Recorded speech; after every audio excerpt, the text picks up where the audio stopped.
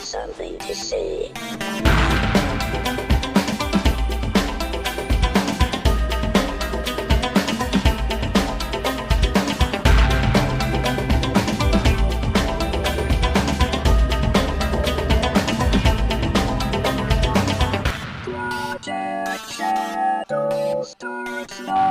Hello everybody and welcome to this episode of Project Shadow. My name's Charlie. You might know me better as sci-fi fantasy writer C.E. Dorset.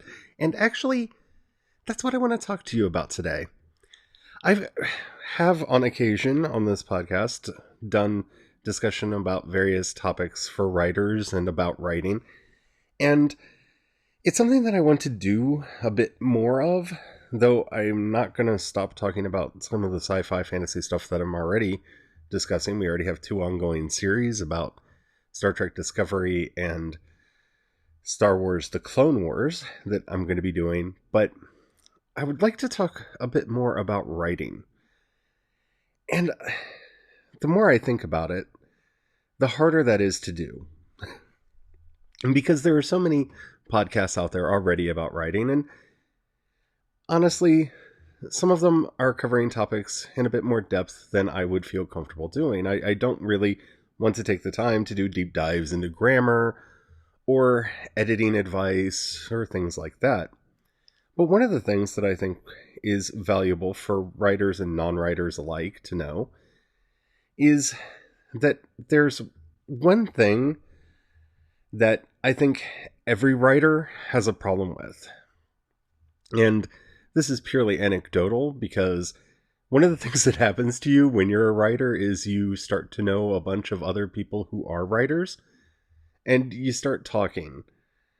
Like, we seek each other out at conventions. It's a crazy thing. Like, we have a joke at Shore Leave that writers emit a sound that only other writers can hear because we will end up clumping together without realizing that we're a group of writers, and then we'll start talking, and then inevitably the question comes up, so what do you do for work? Oh, you're a writer too. I'm a writer, you're a writer, we're all writers. Ha ha ha. Yeah. But one of the things that comes up the most when we're having our little chats is that writers have a hard time selling their books. Now, that may seem obvious on face value. Well, there are so many books that come out and marketing and ... But that's not what I'm talking about. Writers are really bad at selling their books. Not all of them. Some writers are better than others, and some writers really enjoy the process of getting out there and talking up the work that they do. But the vast majority of writers that I've met and known over the years, even if they have been able to get over that particular peccadillo to some extent so that they have at least an outwardly facing public persona that makes it look like they're good at selling their books, have an internal resistance on the inside of them that tells them, don't do this. Don't do that. This isn't the time. That's not right. And, well, you have to at least if you're me, you start seeing that as a trend amongst the writers that you know. And a lot of us have taken various paths to get to where we are, and we take various paths in how we sell our books. And of course, I'm not talking about going to a convention or doing a book signing or buying ads on Facebook or Amazon or Twitter or any of that. That's not what I'm talking about. I'm talking about the actual idea of selling the book. See, I'm going to focus mainly on my experience here because, I know it intimately, so I can talk more to my own personal experience. But mind you, I have heard so many other writers over the years say very similar things. And I would actually put musicians in this category too, because I've heard this from a lot of musician friends of mine as well. There's this weird thing that we have inside us that tells us that either the work that we did is not valuable, and thus we shouldn't be trying to sell it, or that the very act of trying to make money off of the fiction that we are producing, or the art, or to use the cringiest word I possibly can, the content that we are creating, it feels like selling out. There's a weird, almost punk aesthetic that comes with being a writer for a lot of the writers that I've encountered. And there's a good reason for that, maybe. My pool of friends is going to be necessarily limited to people who are more or less like me. And as somebody who came up in the punk goth kind of place, and also listening to a lot of metal, there is kind of this idea that at a certain point, success and selling out are indistinguishable from each other.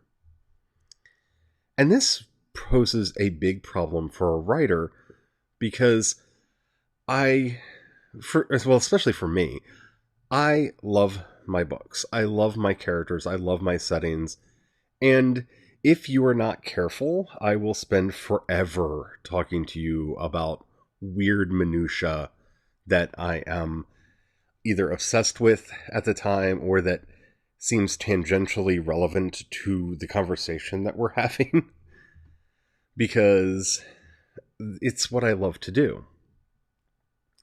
But the idea that at some point in that process, I'm then going to turn around and say, buy my book. That feels dirty, and that feels wrong. And given the world that we currently live in, and the state of publishing as it is, it's even more problematic. Because, well, Harlan Ellison always said that the most important thing for a writer to do is to understand their value, to understand the worth that they bring and the value that they bring to a project, and that their copyright has value to it. This is, of course, one of the great reasons why in the J.J. Abrams Star Trek movie they had to resort to using red matter. In the original version of the script, they were actually going to go to the Guardian of Forever and leap through it. Harlan Ellison, when he found out about this, pointed out that he still technically owns the copyright on that script, and they'd have to pay him. And then, of course, Harlan was Harlan, and arguments ensued. And they just changed the script so they didn't have to pay Harlan Ellison. But while there's a lot to agree and disagree with Harlan on, because, well, he had a very long career and said a lot of things, a writer does need to know their worth. We creative peoples, no matter what we're doing, whether it's art, whether it's drama, whether it's music or storytelling, we need to know the value of our art. And this is really hard to do in today's world because there are so many options and there are so many things that various corporations are trying to push upon us that it makes it really difficult for us to figure out how, when, why we should make a buck off of our work. Should I be doing a Patreon? If I'm doing a Patreon, does that mean I can sell my books? If I'm not selling my books, then how are people going to find them? Wait, if I'm going to have them on Amazon, Amazon wants exclusivity, which means I can't give them away on Patreon, so I can't do a Patreon. So they got to be on Amazon, right? Well, I mean, I could put them on Amazon without exclusivity, but then I'm missing out any money that I could be making from Kindle Unlimited, and that's where a lot of writers are making their money. So I should definitely be on Kindle Unlimited, which means I have to do exclusivity, which means I can't do Patreon. Wait. But what about Wattpad? I like Wattpad. Wattpad would be a fun place to try to develop a community around the fiction that I'm writing while I'm writing it, and actually get input on drafts as they're being written. But I can't do Wattpad and Kindle Unlimited because of that exclusivity thing. Well, I mean, I could put it up, but then I have to take it down, and that's not fair to the audience over there. And all of this jumble starts spinning around in our heads, at least in mine, and it becomes very problematic. What is my work worth? I have a book about to come out. I'm very excited for it. It's called Crucify My Love. And as part of that, I wanted to actually start a podcast of the book so that the podcast will be out there and people can listen to the audiobook for free and get to know me. I thought it'd be a fun way to grow and extend the audience, and I'm actually kind of looking forward to doing that.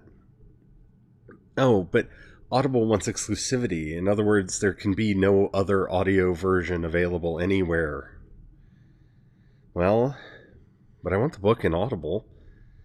Oh, so if I take a severe cut on my royalties, the Amazon-owned Audible will let me put the book up there anyway. What is my book worth? What am I worth? What is any of this worth? That's where a lot of these ideas start spinning around and around and around and around. It's hard for me when I'm at a convention to tell people to buy my books. I'll often mention that I write them. Sometimes I'll even put them up next to me on the stand while I'm doing a panel. But as with this podcast, I just like talking to people. So I don't usually think about selling. In fact, one of the funniest things that's ever happened to me at a panel was I made mention at the very beginning that I was a writer, and we went through and had a very good chat with everybody that was there, and when our time was up, somebody actually raised their hand, and I was like, oh, yeah, what, you have something else to add? And they were like, yeah, you said you were a writer. Do you have any books with you? Oh, yes, I do. And there was this laugh that went over the audience because one of the things that I said in my intro is that I am very bad at promoting myself. And it became this kind of a joke throughout the convention. And I actually sold quite a few books that year because it became this joke that when people saw me, they would always say, do you have any books for sale? And I would say yes, and sometimes somebody nearby would go, oh, you're a writer? And that would start a whole other conversation, and they forced me to be able to sell my books. Am I worth that time? And I don't mean that in like a self-esteem sort of a way, because it's very easy to get all of this wound up into the ideas of self-esteem and self-worth and all of that. No, it's, what is it worth?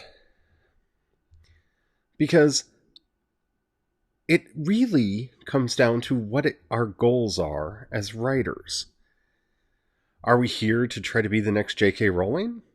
Well, if you want to be the next J.K. Rowling, you probably want to lock down your rights as tight as possible, which means granting exclusivity to a few places so that you can focus in on them and build up your audience cred there. And who knows, maybe the ruby dust will be sprinkled on you in the middle of the night while you sleep, and you'll hit a bestsellers list or two, and eventually a franchise will grow out of the work that you're doing, and hey, you'll be rich. That probably won't happen. But it still brings up the question and the problem of what am I worth? What is my fiction worth? How do I sell it? Because with the plethora of options available to us as writers, there's an astounding number of variations that can be put into place for the actual selling of the book. And that is a real problem.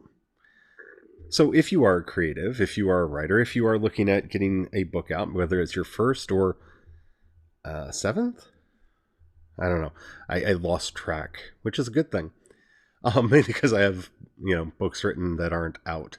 And yeah, so, but you have to realize one very important thing. No matter what creative field that you're in, you should always be looking at your end goal. Income is a wonderful thing. Income is a great thing. But there are various roads to get there.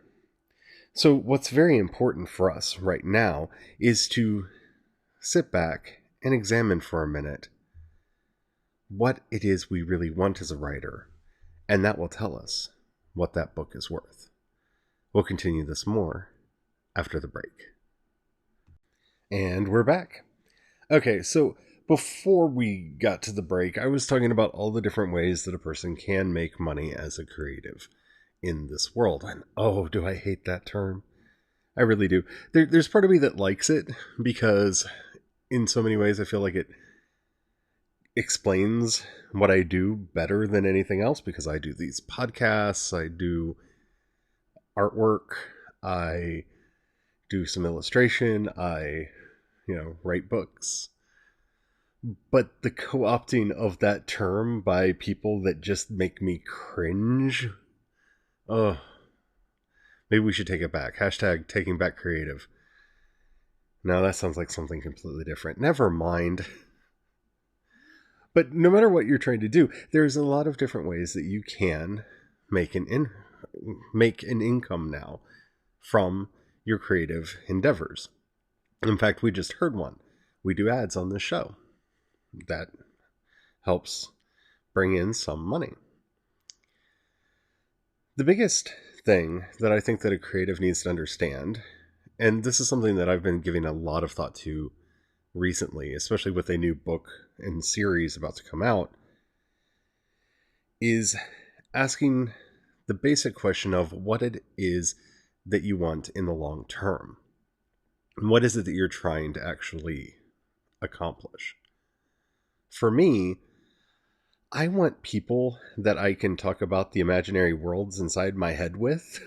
Like, that's my main goal. Like, yeah, it'd be great to make a bunch of money and maybe eventually have a movie or TV series or video games or something. Some comics would be awesome. And I'd love to find a comic book artist I could work with and actually make some. That'd be really cool.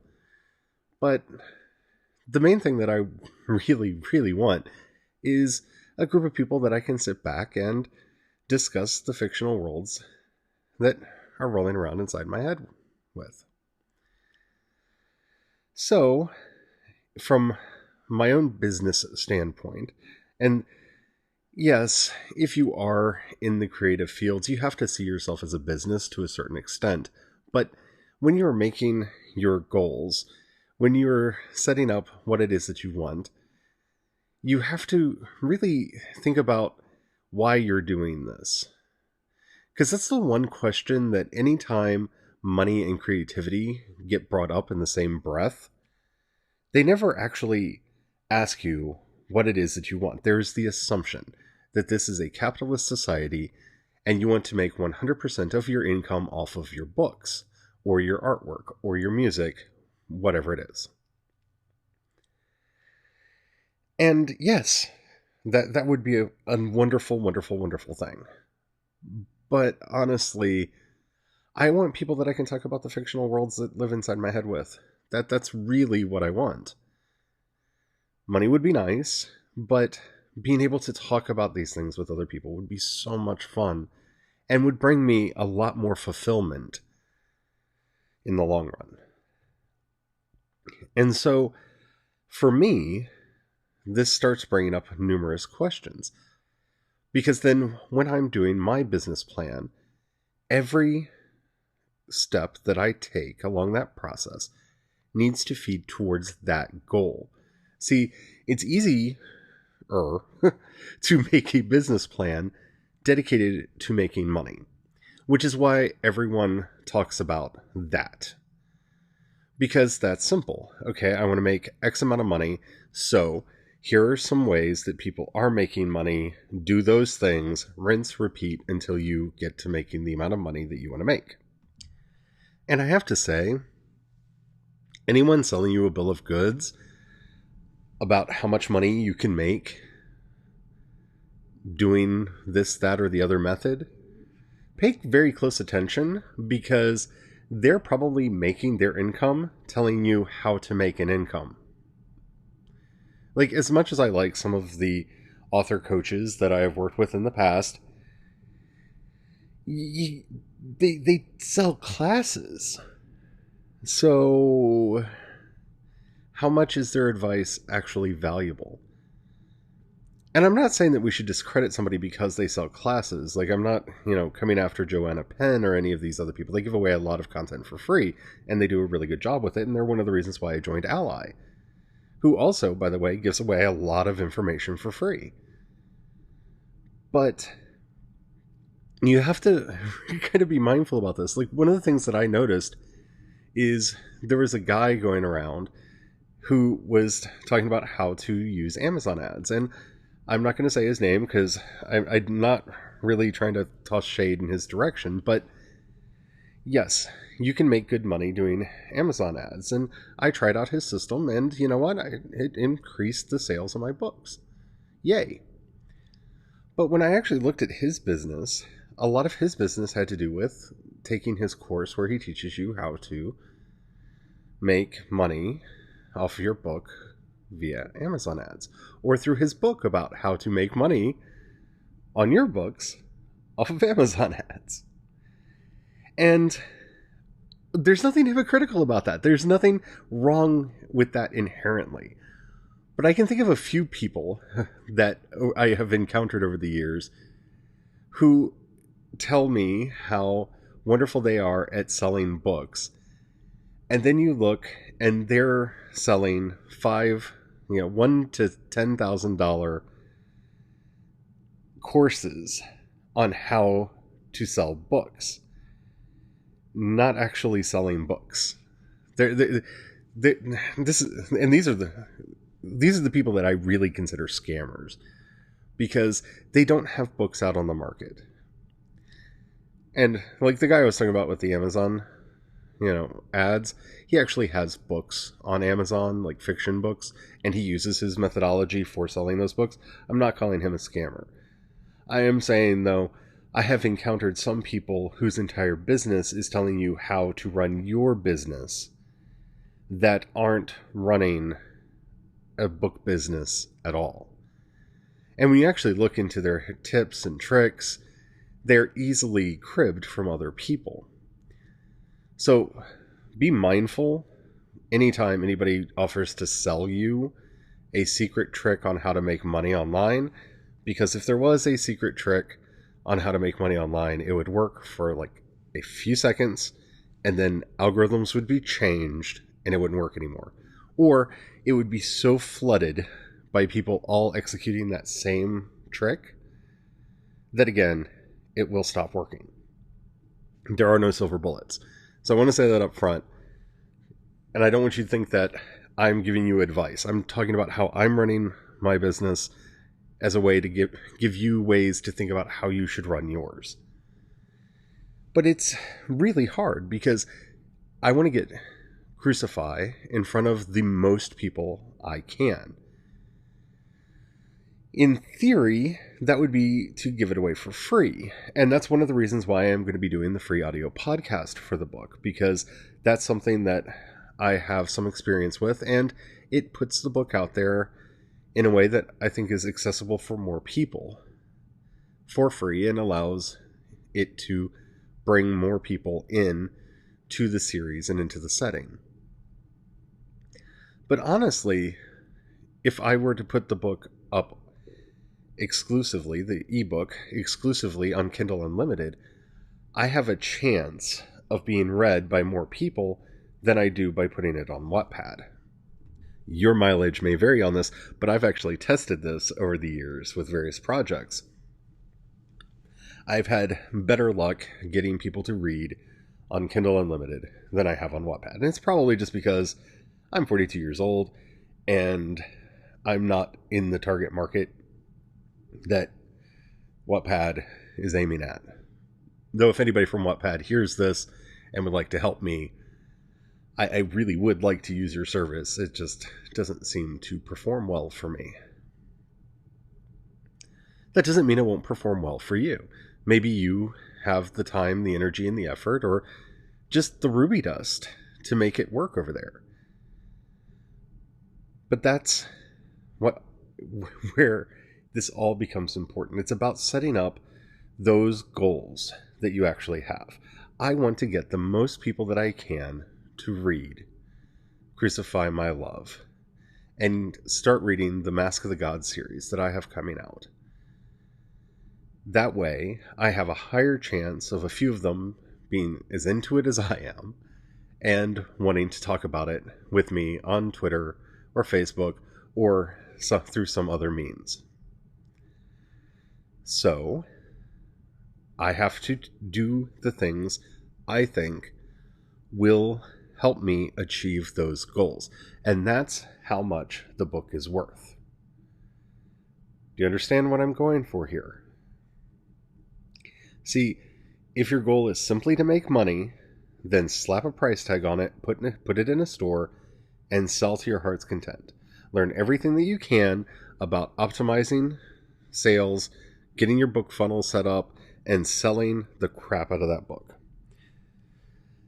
And again, I am not denigrating that in any way, shape, or form. But that is your idea of success. And that may not be one that's shared. Now, your idea of success may be different from mine. You may not want to talk to other people about the book that you're doing. And you may not be that interested in money. You just may want readers. In which case, you should find the route that is best for you, that works for you to get the readership that you want that book to get. That could be on a free source like Wattpad. That could be on your own blog. That could be by doing an audio book of it and putting it out as a podcast. That could be putting it on KU so that people can read it there. Whatever it is that you think will actually get you that readership that you want, or that will help you to hit the goals that you have set for yourself, that's what you should be doing with your book. And don't let anybody tell you that your goals are wrong. Because not everybody wants to be a full-time writer. Not everybody wants to have an active and engaged fan base that they can spend time playing with. Those are my goals, other people's goals. The key question in all of this is, what is your goal? All right? I hope you enjoyed this. This is something that I've been thinking about a lot, and as I've been searching for information, it's so easy to find people saying that the only worthy goal to have as a writer is to make $1 million or to sell a certain number of books. And again, not saying that those are bad or wrong intentions to have, but they're not the only intentions people have when they're writing. And that's the first thing that you need to learn if you're going to try to have any kind of creative life. What are my intentions with this? What do I want to get out of this project? If you enjoyed this podcast and the app that you're listening to me on allows you to rate either this episode or this podcast, please do so. That helps me out a lot. Especially, but not limited to, Apple Podcasts. If you're listening to me there, they take ratings and reviews heavily into consideration in their algorithm, and that really will help me out tremendously. If you have a buck you can throw my way, you'll see a link in the show notes that says support on Anchor, or you can go to patreon.com/CEDorset and give over there. I'm still revamping my Patreon because, like I said, I've been thinking about this a lot lately. That money helps me do a lot of things, including get the new mic that I'm currently talking to you on, as well as getting a copy of Vellum and Worldographer. Thank you all so much for joining me on this path. It means the world to me. If you don't have the money or you just don't want to give, that's fine. Just share me with some people that you think would like me if you can. That really helps me out a lot too. You can find links to everything that I do over at projectshadow.com, which I'm thinking of doing a revamp to and putting more resources up for various things. If you have any questions, comments, or topics you'd like to hear discussed on the show, please go to anchor.fm, download the Anchor app, follow Project Shadow on there, and then click the voice message button. You can leave up to a 1-minute message. Please keep it clean, And if it's interesting, I'll use it on the show. I think that's it. I really hope you enjoyed this episode. I was kind of afraid of doing it, but I think it's a topic that needs to be discussed. So until next time, don't forget, have the fun. Bye.